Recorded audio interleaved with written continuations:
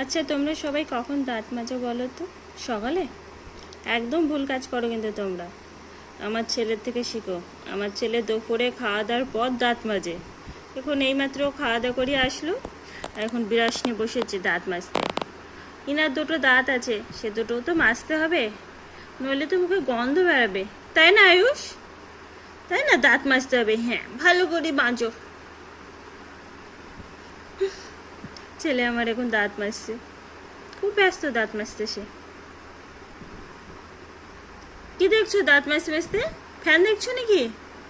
গরম লাগছে নাকি দাঁত মাজতে মাজতে তোমার আবার? গরম লাগে? আচ্ছা, দাঁত মাজতে মাজতে ওনার গরম লেগেছে।